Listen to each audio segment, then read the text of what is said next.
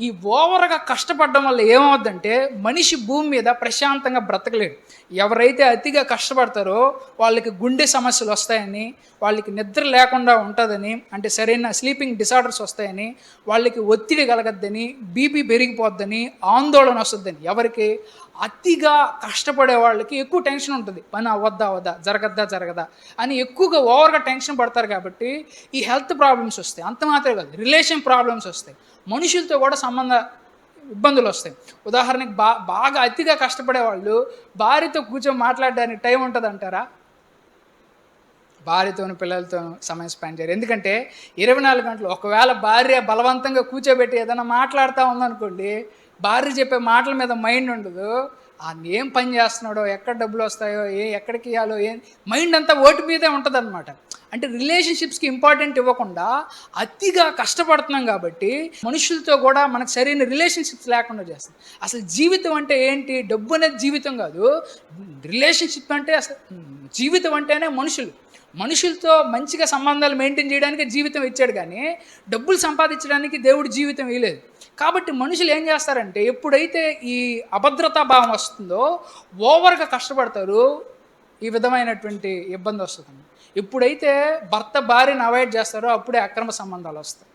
కాబట్టి చాలా ప్రాబ్లమ్స్ అన్నీ కూడా ఈ అభద్రతా భావం వల్లే వస్తాయన్నమాట. అతిగా కష్టపడడం అనేసి. ఇట్లా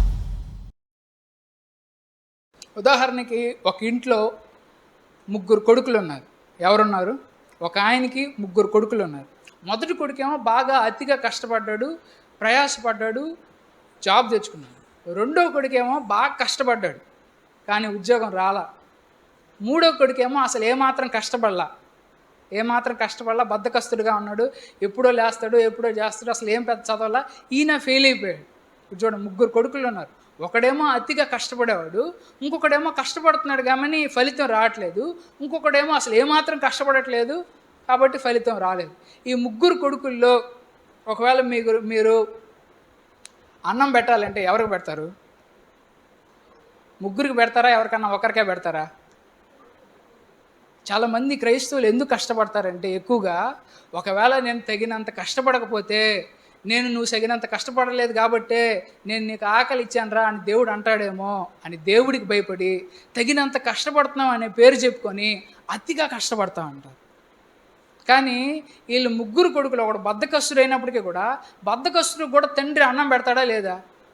ఖచ్చితంగా అన్నం పెడతాడు. ముగ్గురికి బట్టలు తీసేయాలా? ముగ్గురికి తీసిస్తాడా లేదా? ఎందుకని అవసరం. అంటే ఒకడు బాగా కష్టపడి చేసేవాడన్నా సరే, కష్టపడ్డాడు, ఫలితం రాలేదు. ఇంకొకడు బద్ధకొస్తాడన్నా సరే ముగ్గురికి బట్టలు తీసిస్తారు. ఇప్పుడు ముగ్గురు వచ్చి బైక్ అడిగారు.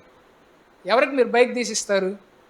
బాగా కష్టపడి ఉద్యోగం తెచ్చుకున్నవాడికి బైక్ తీసిస్తారా?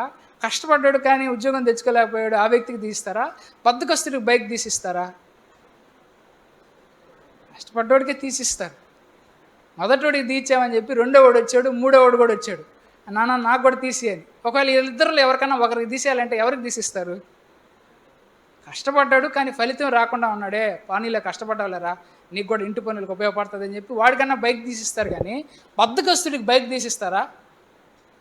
కాబట్టి దేవుడు తిండి కావాలన్నా సరే, ఆహారం కావాలన్నా సరే, బట్టలు కావాలన్నా సరే, ఇవన్నీ కూడా ప్రతి వ్యక్తికి ఇస్తాడు. ఆ వ్యక్తి ఎంత పుణ్యాత్ముడైనా, ఎంత పాపాత్ముడైనా, ఎంత కష్టపడి పనిచేసేవాడన్నా, ఎంత బద్ధకస్తుడైనా సరే, ఇవన్నీ అందరికీ కూడా ఇచ్చేస్తాడన్న. కానీ కొంత లగ్జరీ ఐటమ్స్, అంటే కొన్ని మంచి ఈ విధంగా సెల్ ఫోన్ కొనడం అన్నా సరే, ఈ బైక్ కొనడం అన్నా సరే, కొంతమందికి మాత్రమే స్పెసిఫిక్గా ఇస్తాడు. ఎందుకని? వాళ్ళు కష్టపడ్డారు కాబట్టి ఇస్తారు.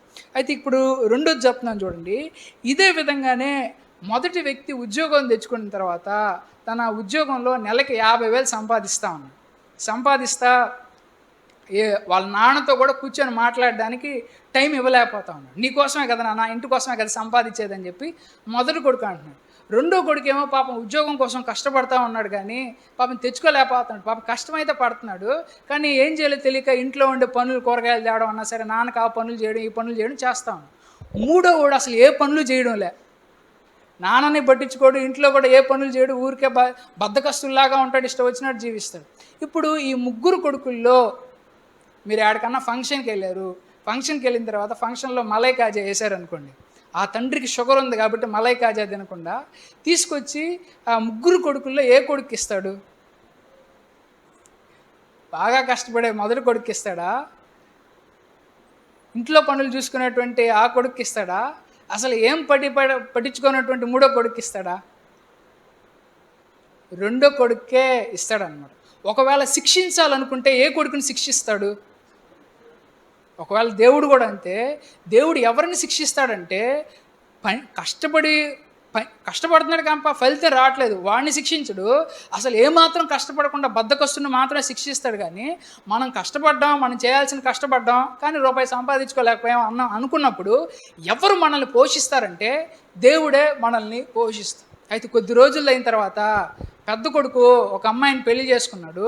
పెళ్లి చేసుకున్న తర్వాత తన జీతాన్ని అంతటిని కూడా తనకు తన భార్యకి మాత్రమే చూసుకొని వేరే కాపురం పెట్టేశాడు. అయితే రెండో కొడుకు సంపాదించుకోలేకపోతున్నాడు కాబట్టి యథావిధిగానే కష్టపడుతున్నాడు, ఉద్యోగం రావట్లేదు కాబట్టి తన తండ్రిని చూసుకుంటూ ఇంటి పనులు చేస్తూ కష్టపడాల్సినంత వరకు తన శక్తి మేర కష్టపడతాడు. మూడో కొడుకు యాజ్ ఇట్ ఈజ్గా బద్దకస్తులాగా ఉన్నాడు, అసలు ఏం పట్టించుకోవట్లేదు. అయితే ఒకరోజు మీరు ఆస్తి పంపకాలు చేయాలి. ఎవరికి ఎక్కువ ఆస్తి ఇస్తారు, లేదా ఎవరికి మీ ఆస్తి ఇస్తారు? మొదటోడికి ఇస్తారా, రెండో వాడికి ఇస్తారా, మూడో వాడికి ఇస్తారా? బద్దకస్తుడికి ఇస్తారా? మీరు ఒకవేళ బద్దకస్తుడికి ఇస్తే ఆ వ్యక్తి తండ్రిని చూసుకోగలడా? తండ్రిని అసలు పట్టించుకోడు. సరే పెద్దోడికి ఇస్తే వాడు భార్య అని చెప్పి అసలు నాతో మాట్లాడడానికి టైం పెట్టినాడు, నా గురించి ఏమి శ్రద్ధ తీసుకుంటాడు. కాబట్టి మొదటివాడికి ఎవడు, రెండో వాడికి ఇస్తాడు. రెండో వాడు ఇటు పాపం కష్టపడుతున్నాడు కానీ ఏమాత్రం ఫలితం రావట్లేదు, కానీ నాయనంటే ఇష్టం అని చెప్పి ఏ పనన్నా చేస్తాడని తన ఆస్తిని అంతటిని కూడా తీసుకెళ్ళి ఎవరికి ఇస్తాడంటే ఈ రెండో కొడుకు ఇస్తాడు. మనం ఏ బ్యాచ్లో ఉండాలంటే ఈ రెండో బ్యాచ్లో ఉండాలని. మనం అతిగా కష్టపడే బ్యాచ్లో ఉండకూడదు, బద్ధకంగా ఉండే బ్యాచ్లో ఉండకూడదు, కష్టపడే బ్యాచ్లో ఉండాలి. ఏ బ్యాచ్లో ఉండాలి? ఒకవేళ కష్టపడి మనకు ఫలితం రాకపోయినా పర్వాలేదు, దేవుడు మనల్ని పోషిస్తాడా? పోషించడా? ఖచ్చితంగా పోషిస్తాడు. ఒకరోజు ట్విస్ట్ ఏంటంటే ఎవరు గొప్ప అప్పటిదాకా ఈ రెండో కొడుకు ₹1 కూడా సంపాదించినోడు తన పేరు మీద కోట్ల ఆస్తులు వస్తాయి. ఎక్కడి నుంచి వచ్చాయంటే తన తండ్రి సంపాదించిన ఆస్తి అంతా ఈ రెండో కొడుకు వస్తుంది. అందుకే దేవుడు చెప్పాడు ఏంటంటే మొదటి వారు కడపటి వారు అవుతారని. అందుకే దేవుడు చెప్పాడు ఏంటంటే నన్ను ప్రేమించు వాళ్ళని ఆస్తికర్తలుగా చేస్తాను అని అన్నాడు. కాబట్టి మనం ఈ లోకంలో వేటలో పడి దేవుణ్ణి మనుషుల్ని మర్చిపోయి ఏదో ఈ అతిగా కష్టపడే బ్యాచ్లో ఉండకూడదు, బద్ధకస్తుడి బ్యాచ్లో ఉండకూడదు. తగినంత కష్టపడుతూ మనం చేయాల్సిన కష్టం మనం చేయాలి. దేవుడు దీవిస్తే రూపాయి సంపాదించుకొని తింటాం. ఒకవేళ మనం రూపాయి కూడా సంపాదించుకోలేని స్థితిలో ఉన్నప్పుడు ఎవరు మనకు అన్నం పెడతారు? ఉదాహరణకి ఇందాక మలై కాజా కూడా ఎవరికి పెట్టాడు తండ్రి? రెండో కొడుకే పెట్టాడు. అంటే మొదటోడి కన్నా తక్కువ అవచ్చు, చివరో ఈడికన్నా తక్కువ అవచ్చు, కానీ మధ్యలో వాడికి ఏం తక్కువ కాదు.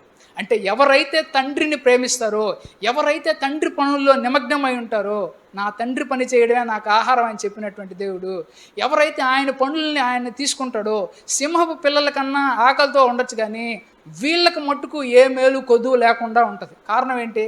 విశ్వాన్ని నడిపించేటువంటిది ఆ దేవుడు.